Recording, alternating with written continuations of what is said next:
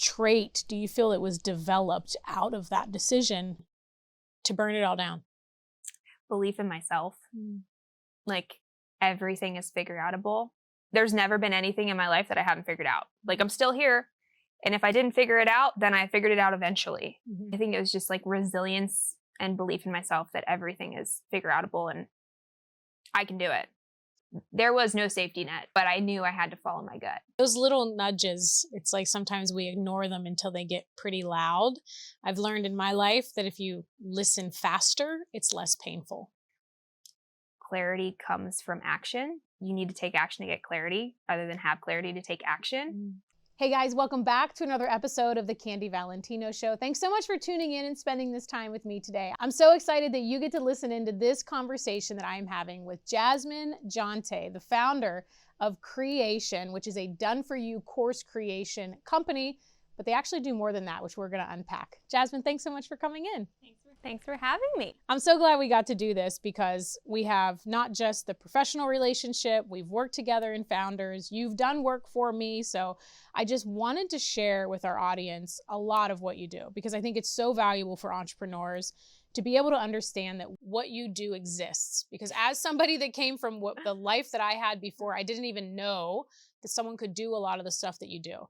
But before we get into that, I want to unpack a little bit about how you got to this place in your business now, because you weren't like, I'm going to be an entrepreneur, I'm going to start a company. Tell everyone about what you did prior to starting your business. So before business, I was a teacher. I taught in the lowest performing school in the country, which was in Detroit, Michigan, and at the time. And I taught kindergarten and first grade. So I taught the littles, taught the babes. And I didn't even know business was a thing. Like, your dad owned a business, right? So you always grew up knowing that it was an option. I come from blue, white-collar parents who just worked for other people. I didn't have a single relationship in my life of someone who owned a business. Oh, yeah. So when my best friend actually started to get involved in a business, she reached out to me and said, hey, do you want to start a business with me? And I was like, what does that mean? Like, I did not really understand what it meant. But she had me at, you can stay home with your dog and work from home. And I was like, sounds great. That's so funny because it sounds like she's asking you to go to brunch. Like, hey, do you want to go start a business with me? Yeah. I mean, it was like, first it was like, can you, get some side money, do a side hustle, and then eventually grow it into being full time. And I think it was part like moving away from the pain of being in the classroom because it was a very toxic workplace that I was in. It was really hard what my kids were going through and just like the compassion fatigue that comes with that over years. But also moving toward the pleasure of I could actually like live my life by design. I could travel. I could like own a home. I could potentially earn financial freedom. Like that, all of those were completely new ideas outside of the whole, go to college, get a job, work forever for someone else, retire, and then live your life. Like that was the paradigm I had. Yeah. And that's so fascinating because that's so different. Like, our own reality is all we know, right? For a certain period of time. So it's so interesting that like you didn't even think about that as an option until it was presented. As somebody maybe that's watching or listening right now, that they're in that place of they have a full-time job, maybe they have a side hustle, maybe they're not 100% sure what they want to do. What was the tipping point for you? I mean, obviously she said you can stay at home, but from when did it go from, oh my gosh, I'm going to go all in and quit my safe job and build this business? I realized that if I didn't take that risk, I would never see the reward that I really wanted to see in life, which for me was retiring my parents. So often we hear, your why has to be bigger than you. You need a why that makes you cry, all that. But that why, that's exactly what got me into action and like scary big action. Not like, oh, I'm going to, build my little business and like make a couple $100 extra a month. Like it was like, no, I'm going to work 80 hours a week and figure this out, like come hell or high water. Like there was no other option. So yeah, a so why you had bigger the than leverage. Me. Yeah, big why, big leverage. And then what do you feel when you were like, okay, I'm doing this? What were some of the first things that you think you had to overcome first in order to then do it? Because it's one thing to have the idea, I'm going to do this and my why's so big and I have leverage, but then it's a whole other animal to actually go do it. What were some of the things? Was it mindset? Was it being around people? What do you feel were some of the first things you had to get in order to go do it? Both of those things, both mindset and being around other people. I did what Tony Robbins, right, calls immersion. And I just read every book I could get my hand on. I listened to every podcast I could about entrepreneurship and mindset and limiting beliefs, because I didn't even know what that was. Like the first time I read Jen Sincero's book, You Are a Badass, and she talks about limiting beliefs. And I'll never forget, I'm sitting on the couch in Nashville reading this book and think to myself, why would anyone have a belief that limits themselves? Like it was like I just didn't get it, you know? So it was a lot of that, just like immersion into books, podcasts, and then when I could afford them, events. Yeah. Like getting actually in the room. That's so good. With people. Yeah. It's so important in the beginning, right? Because I always say that you can have the best strategies, but if you don't fix the like 6 inches between your ears first, you're going to go try, fail. And then you're going to want to go back to your original job or whatever it is that you're doing. Did you have any of that in the beginning? Did you have any moments where you were like, oh my gosh, what am I doing? I shouldn't have done this. I think I want to go back. Was there any of that? I would often think, wouldn't it be easier if I just, punched my card every morning? Like, wouldn't it be easier than not knowing what I'm doing the majority of the time? Because when you know nothing about entrepreneurship and then you become an entrepreneur, basically just making mistakes all day. Yeah. And I just remember always weighing that balance with, but that would mean I would have to give up making my own schedule, working from home, like all of the almost like creature comforts that I found in running my own business. So that even though it was hard, it was worth it to me. But yeah, there was definitely moments I was like, oh, wouldn't it be easier? And I'd give myself a 5-minute pity party and then move on. But you didn't. You stuck in it. Yep. And what made you get into the company that you started? So obviously teaching background, I know what you do because you've done it for me and worked with me before, and we're going to unpack all of that. But what made you pick that? Did you know right away, or was it just like, oh, I'm going to figure out what this business is? I did some other things first. After I did that whole personal development immersion, I realized there was this really underserved community of people who were into personal development, but didn't have support to stay accountable and support to be connected with like-minded people. So and so my first thing was creating programs for those people. Okay. So I took my teaching expertise, I took the personal development I had learned, and I applied it by helping people. What I quickly realized was my retention rates were nuts. Like people just didn't leave. And my completion rates were amazing. And I thought, wow, like, okay, so I can apply my teaching skill to this other industry and it'll work. But I could not figure out marketing. Like, huge hole. Had no idea what I was doing. So I started buying courses about how to market your services and how to sell. And I quickly realized they were really bad. Like, these people were doing multiple 7 figures a year, and I would get into their program, open those, digital doors to the course for the first time, and thought, they have no idea what they're doing. It's going to take me so long to get a result from this. So we've all taken a junky course, unfortunately.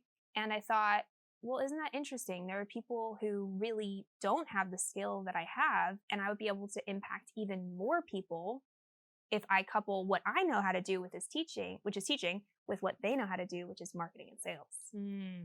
So it took me a few years to get there, but once I landed, it was like that perfect fusion of what I'm good at, what I really know how to do, and what I love to do. Yeah. And you saw a need. You saw something that you weren't recreating. I just want everyone to hear all of that you just shared, because it applies to so many people in business. You weren't trying to recreate and invent something. You were taking something that you were like, oh my gosh, these are not very good. I think I can do that better. And you really found the intersection of what you know, what you had experience in, what somebody is already willing to pay for, and then just operating from a place that you can do it better in, and then implementing that and doing it. And I think that's where people get stuck, is they'll see that need and then they don't go do it. But then you were like, okay, wait a minute. And then the other thing I think is so awesome that you said was that you knew you didn't have skills in this area, but you went ahead and developed them. And I think that's another place that entrepreneurs get stuck sometimes, is because they're like, well, I don't know this thing, but I'm going to just try to keep it my way. I don't want anyone to know that I don't know this thing. And then they stay stuck as opposed to getting the support and the help that they need. And now you're working with all entrepreneurs, a lot of solo entrepreneurs, right? And entrepreneurs of all kinds that need your services. So let's fast forward a little bit in your journey. You found out, okay, these are really crappy courses. I can do better than this. What came next? So I put a post on Facebook because I knew nothing about marketing, but I knew I had relationships there. And I went to Facebook and said, I'm an online course ghostwriter. Does anyone need to build a course? And sure enough, like first 5-figure client off of one Facebook post. Wow. Like it was wild. It was the most money I'd ever made in a day. You know, I come from a $38,000 teaching salary. So it was awesome. And like the processes and the systems and my method and how I worked with clients, it just flew out of me. Like it was the easiest thing in the world. Wow. So that was then. And then now, you know, we do work with a lot of like professional service providers, right, who want to get leverage on their time. And then we work with more established course creators or companies who just need to up level their programs. Yeah. And give me an example of professional services, because I know we have a lot of people that watch the show. Well, we've got therapists, accountants, CFOs, lawyers, Judge Anthony, lovely Judge Anthony. That's right. Yeah. So all kinds of different service Oh my providers. gosh, he should be a testament on his own to what you do, because his course, obviously, and again, this is the way everybody should start, in my opinion. I agree. You might, okay, good. No, I was going to say, oh gosh, you probably disagree. Totally agree.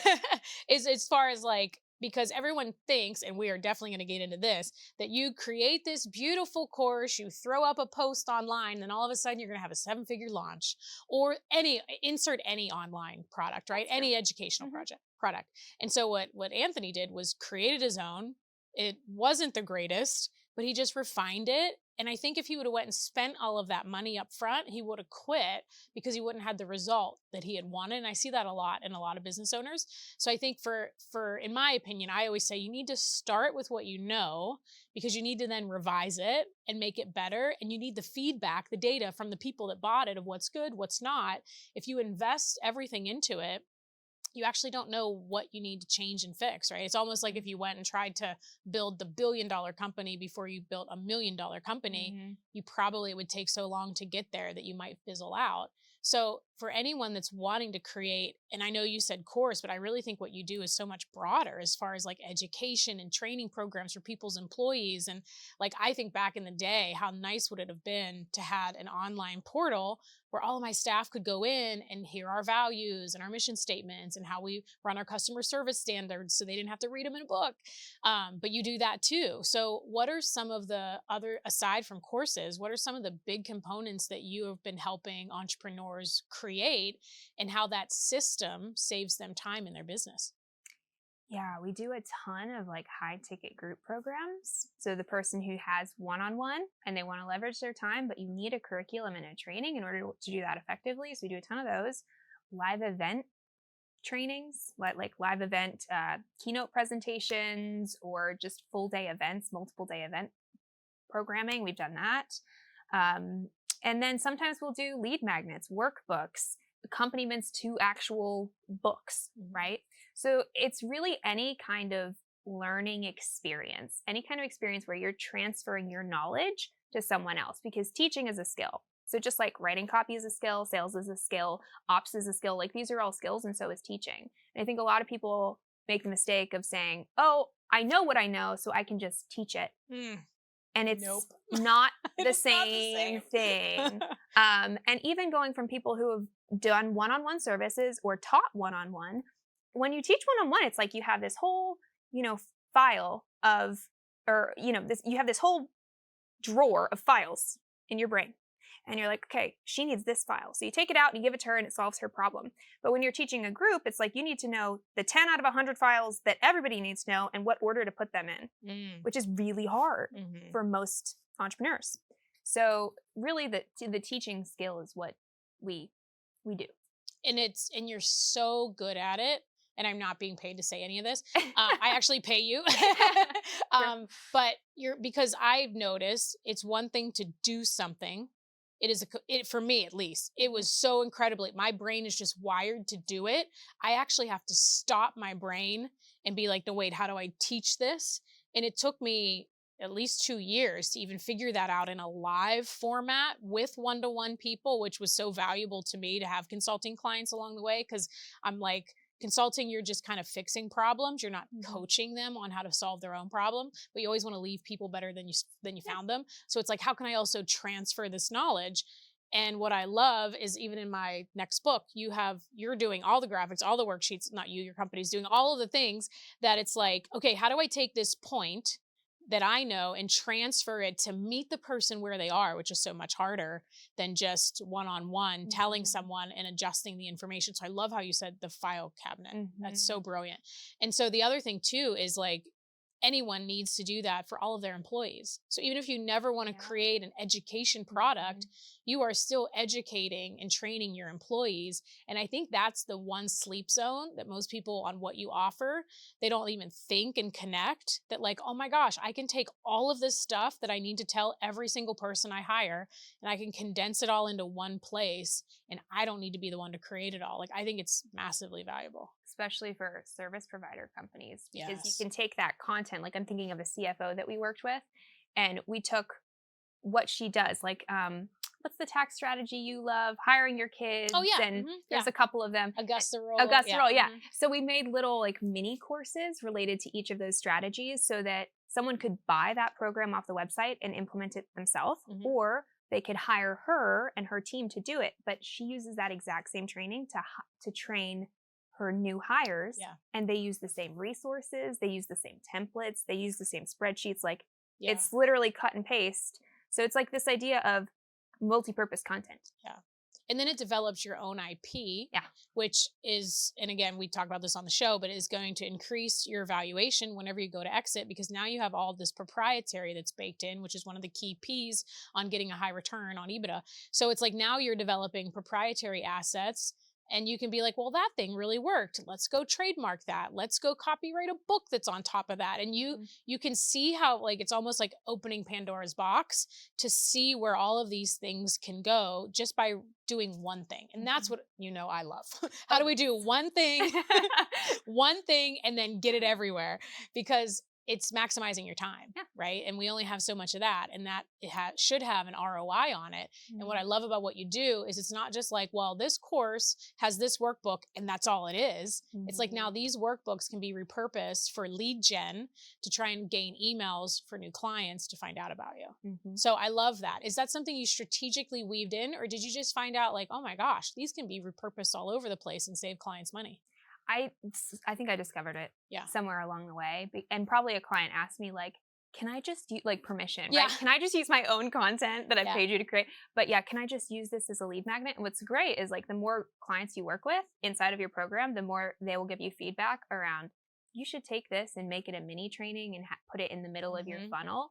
And that's where I get really excited, is the entire offer suite, and how can we put upsells and cross sells inside of it, so that when they're in program 1, they already know about programs 2, 3, and 4, and they can already see themselves inside of it, once they're done with program 1. So, there's all kinds of dynamic things you can do, but you have to think about it from that strategic place, which you're so great at with business, right? Is you have this amazing strategic brain, and I do that with courses. Like, how can we get the most out of doing this one thing one time? Yeah. Exactly. And I think we really clicked on that, because that's exactly how I see business. Like, okay, how can we do this? Then how can this apply in a bunch of different ways, so that you as the founder get to then work on the business and aren't constantly stuck in it? And let's speak to a moment for the people that are like, well, you know what? Okay, I think I want an education. I'm an attorney. I think this is really great. Like, I obviously have a lot of clients like that, because they know that people need that information, upcoming attorneys, or we're just using them as an example. But let's say someone's like, okay, I think I want this education course. I see all these people talk about, you just create this thing and then you put up a Facebook post and then you make hundreds of thousands of dollars, right? What is the real world, if we can kind of like bust through the myth? How does it actually work once you have the product created? Courses do not make you passive income. Oh, did you hear that, guys? Okay. Full stop. I didn't pay her to say that. Courses allow you to leverage your time.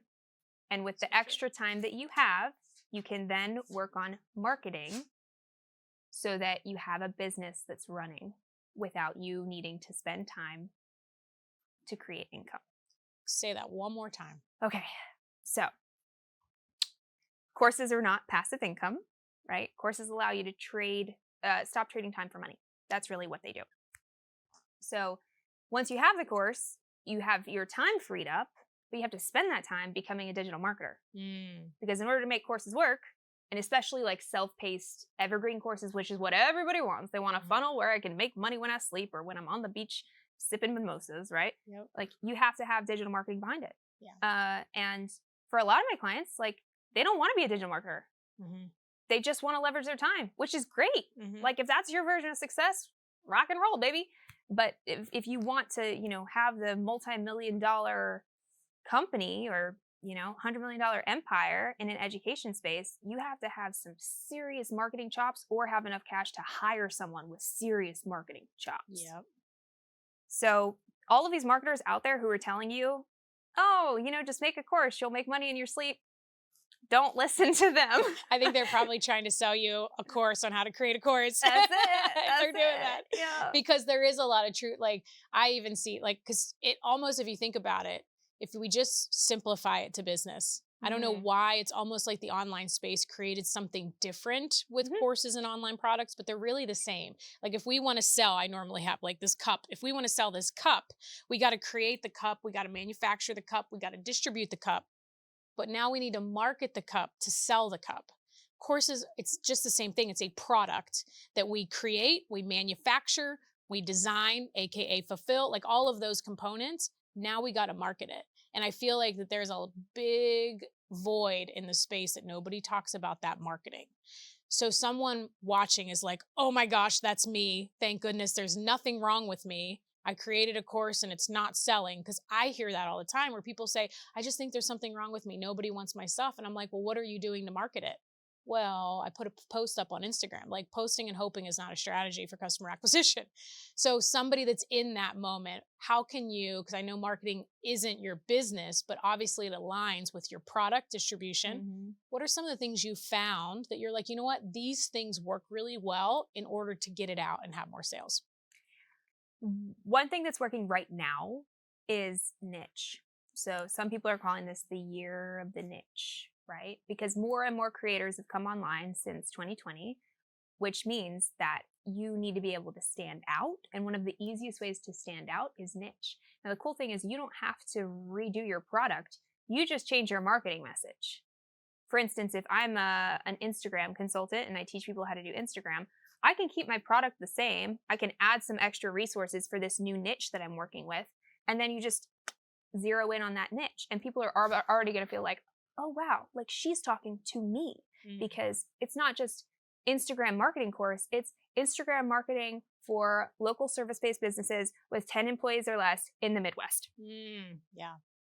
Like now I want to buy it because it's exactly for me. Yeah. So one thing is just niche your marketing. You don't have to niche the course. Just niche the marketing. Some other things that I've found, like more, not necessarily a right now thing, but just in general, is understanding your options when it comes to marketing. So many people assume there's one way to do it when there's so many. I mean, there's YouTube paid, there's organic, Instagram, there's paid. I mean, there's just limitless ways to do it. And I find that thinking about where your audience is hanging out most, go there, and then create a plan, focus on that one thing, and shut out all the other shiny objects. It's very easy to think, okay, I see my competitor, they're doing Google ads, so now I should do Google ads. When you have this other half-baked, marketing campaign is over here. So just know your options, make a decision, and commit. I love it. Yeah, it's so true. The shiny object syndrome is an entrepreneurial landmine for sure. So the people that see all of this online, I've done $50 million in online sales, right? Or whatever it is that they might see. And they're like, oh my gosh, I want that. What happened behind the scenes, whether it's a course or an education company, like even with, Tony and Dean and all of the names that have been around from the 90s that have mega online companies, what are some of the things that have happened behind the scenes in order for them to do that? And how difficult is it to pull off? more difficult than everybody makes it sound like. I think if I think about my most successful clients who are doing 8 figures a year, eight on their way to 9, they've been in the annual revenue. Yeah. They've been in the game for decades. Like, they've been in the game for a long time, and they are committed to client experience, and they will do whatever it takes to get their clients results. Because I think, one of the things about the online space is people just think, oh, I can just put up a course and, if it works for 2 years, great, and then I'll just pivot. But the people who I see be really successful, they truly, truly commit to what they teach and figuring it out and making it better and better and better. And yeah, so refining. Yeah. And doing constant, like, marketing moments, I call them. And in the brick and mortar world, it was like a marketing moment where you would have an event or an open house or a grand opening in your new location. They do multiple launches constantly. And it's like one person that's sitting wanting to go to the beach or hang out at home with their dog. You're not going to be able to pull that off on your own. Like, and it's almost like the reality of, like, showing behind the Wizard of Oz curtain, like, let's see here, so that you don't feel like anything's wrong with you. I think it's so important to share that with people, because I think so many people think it's them. And I'm like, no, you've been sold kind of like a bag of tricks, that everyone else they're working hard, they're doing it, they're putting in the time. It's like anybody that started even a podcast early on. Well, when it's not a diluted space, it's really easy to stand out. It's hard when there's a lot of commotion and noise. And I feel like that's kind of what happens now. So you're saying that the more niche somebody is, so instead of it being an Instagram marketing course, it's like an Instagram marketing course for dog moms or moms that stay at home or whatever, right? Is there anything else that you found, whether it's maybe a specific lead magnets type of source that works, or if it's email funnels that work? Like, what is there anything else that you found for just online specifically that helps people get their product out? Common denominators would be an email list. Pretty much everyone has an email list, or I should back that up. Not necessarily an email list, but a way to really nurture your audience and your community. And so for most people, that's the email list. But I've also seen people with, like, text campaigns, and that's how they nurture people, or private podcast feeds that they're always adding to, even though it's a private podcast feed, not a public podcast feed. So there's lots of ways to do it, but definitely nurture is among them. And I would also say just being cognizant of client acquisition streams and refining one, making one work, and then adding another. If I talk to any of my clients who, if they're going from 6 to 7 figures, it's usually one client acquisition stream that they're really leaning on. And you let me know, because you're the business strategist, but that's just what I've seen across most of my clients. And then from 7 to 8, it's all about how many can we turn up and do it well in the same way. So yeah, that's a common denominator. Oh, cool. That's good. Yeah. If we go back to your journey for a hot second, what has been some of the, and if you're comfortable to share, some of the greatest challenges? Because obviously you came from that, I'm going to go to college, I'm going to get a degree, I'm going to be a teacher, to being an entrepreneur, seeing some success, realizing what you knew, what you didn't know. I would imagine that there were some moments in there where you questioned your ability, wasn't sure if it was going to work out. You now have employees and staff. What were some of that transition like? And what were some of the greatest challenges and struggles throughout that build? Before I started doing what I do now, I had a mastermind. It was mainly an accountability mastermind. I had a membership that was around productivity. I hadn't really planted my flag. And I was on a walk with my dog, and I got a gut hit that said, shut it all down. And at first I didn't listen. I didn't listen for about 3 months, and nothing got better. You never do. And I was on another walk with my dog, and it came up again. And I was like, okay, let's try it. And so I made it home. I fired all of my clients. I closed down all of my offers, and I had no idea what was next. I had no recurring revenue coming in. I mean, I was okay for like a month or so, but like, it's not like I had a whole big old emergency fund to lean back on. And I just decided to follow my gut, create the space, right? Call in that law of the vacuum. And I called all the people who know me best. So business people, friends, mentors, and had conversations with them like, this is not working, but I don't know what to do now. And they just reflected back to me things that they thought I was good at. They told me, or they asked me for help with certain things that I didn't see as being a genius zone of mine necessarily. And through those conversations and then little baby steps of action, I landed into this online course ghostwriter thing is what I was calling it, and put up that Facebook post that earned that first client. I think that was probably the scariest thing because there was no safety net. But I knew I had to follow my gut. And I feel like I've had that same feeling with fires I've had to do, with hires I've had to make when I wasn't sure how I was going to pay the person, with investments into certain education or programming or mentors, advertising, like so many things. You just don't know how you're going to do it. But for me, if my gut is like, even though you don't know how, you're going to do it, you just got to go for it. Yeah, those little nudges, it's like sometimes we ignore them until they get pretty loud. I've learned in my life that if you listen faster, it's less painful. So who knows, if you wouldn't have dialed into that, maybe there was something that was coming that your instinct was kind of knowing about that was going to come crashing down. And I think that intuition and having that discernment after you put in the reps and you realize, you know what, I just crashed this all down. I said, I'm not doing this anymore. And then you were still able to build from that. Like, what did you feel? What trait do you feel that was developed out of that decision? Belief in myself. Like, everything is figure outable. There's never been anything in my life that I haven't figured out. Like, I'm still here. And if I didn't figure it out, then I figured it out eventually. So I think it was just like resilience and belief in myself that everything is figure outable and I can do it. And anyone that's listening now that's like, okay, so she developed that belief, she got through that. Oh my gosh, that would have been so scary. But they're like, you know what? I'm feeling that nudge right now, or I have felt it. And it might not be to start a business. It might be to go to another level in business or open another location or hire another team or elevate their team. What can you maybe share to just give them some peace or advice that you would share to anybody that's struggling with that fear or maybe that instinct that they're not sure how to discern? First, I'd say set a goal and give yourself permission to go for it for a certain amount of time.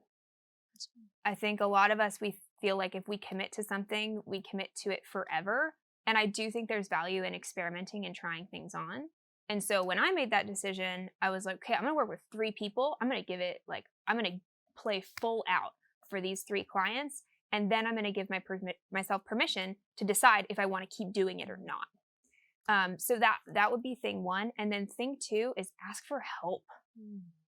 Like, we all have people who can help us. And maybe it's not in business. Maybe it's someone in your personal life who you just need them to step up for you for this season, right? So that you feel like you have the support to do the thing.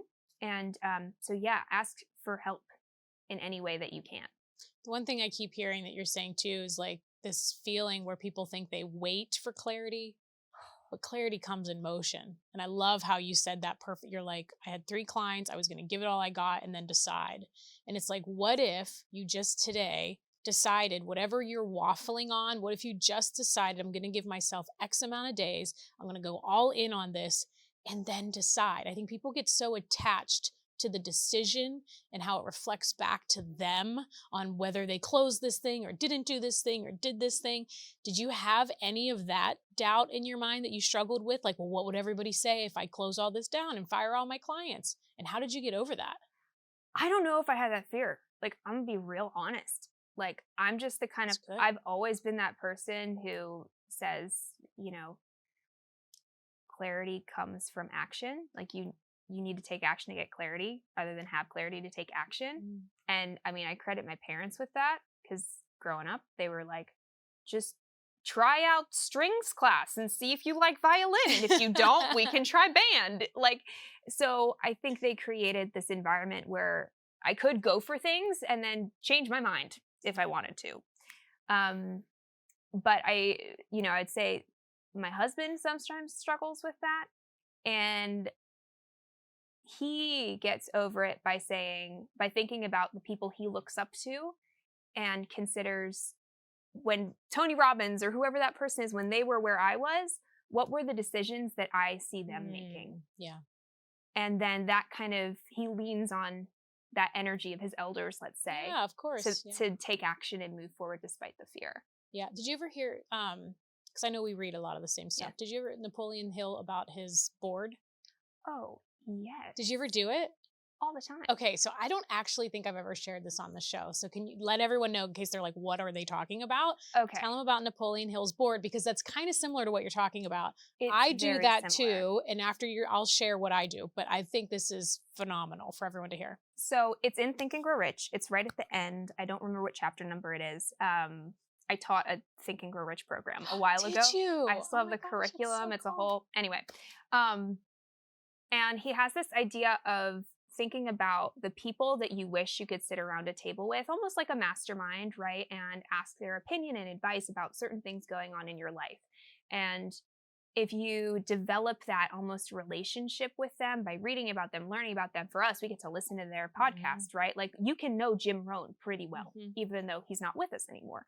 And then when you have a problem or a challenge, you visualize being at a table with them and putting the question out there and seeing how they respond. What's fascinating is I don't do this as much anymore, but there was a period in my life where I did this a lot. And I would have, Marie Forleo over here and Tony Robbins over here, and they would have their little exchanges about whatever I was saying, almost like duke it out, right? Yeah. Based on what she says and what he says, for instance. So it's a really good exercise.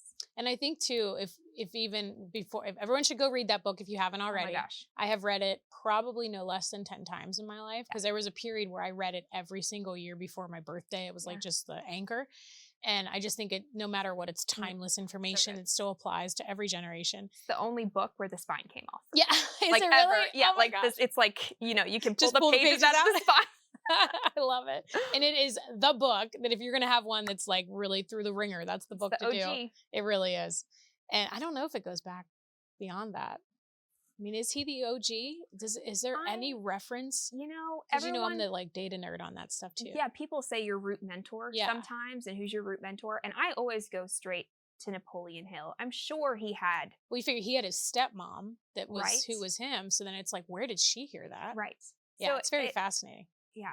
Yeah, I think it's interesting too. And for everyone who hasn't read that, if you're like, what are they talking about? If you want the short little cliff note, it's like, think about who has the life that you want to live now.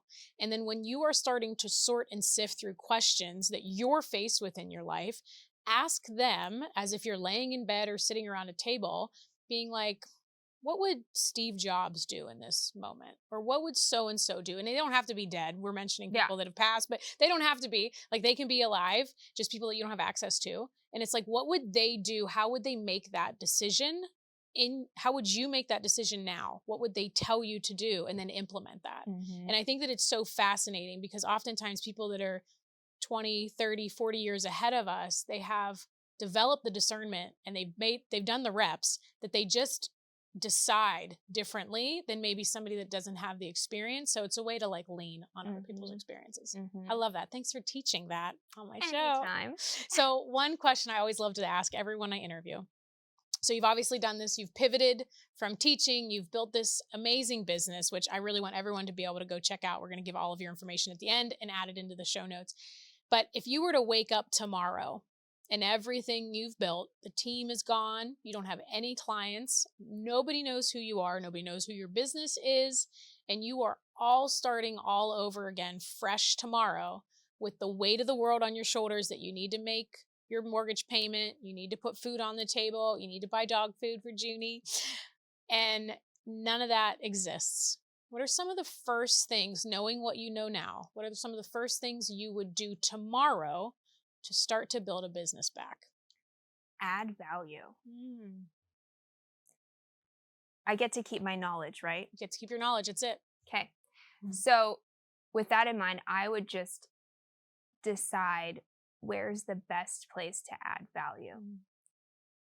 That's how I built my business. Is I just thought, okay, who needs what I have and how can I help them? And not from a place of like, how can I help them so that there's like, I get something back, but truly just from the place of, I believe that what you give, you receive tenfold.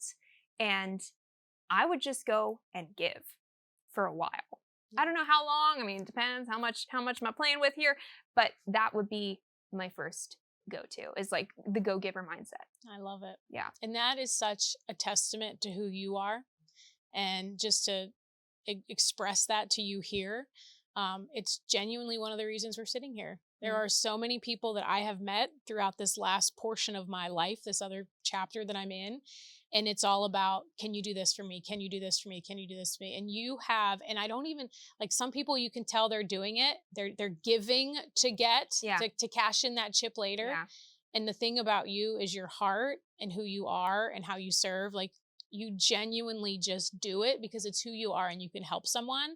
And if something comes back 1-fold, 5-fold, 10-fold, it's like it doesn't even matter. And so it's just a testament to who you are. And I think how you translate that to your team and your clients, it's why you're always going above and beyond any way that you can help clients. And I am grateful to be one. I can't wait for the world to see the book that I wrote and that you so beautifully visually describe so everyone can learn it better. But thank you for what you do. Share with everyone where they can find you, how they can learn more about the services that you offer. Sure. So, and thank you for that. I mean, truly, like, Candy, it is an honor and a privilege to get to work on your content, because one of the things about my company and my business and what I do is I rely on you to create impact.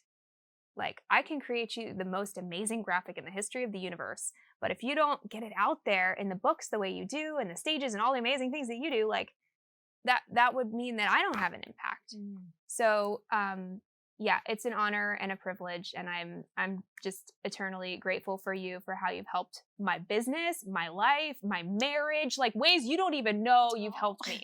So thank you for that. And to answer your question, our website is creation.co, and it's with an 8. You can spell it. It's CRE8TION. The teacher is drawing in the air. You should see me on a whiteboard, okay? I taught kindergarten, my printing, top notch. And the 8's actually an infinity sign. Because we think about it as creating infinite cash flow. Because you can do that with courses, right? So that's our company, my personal website, jasminejonte.com.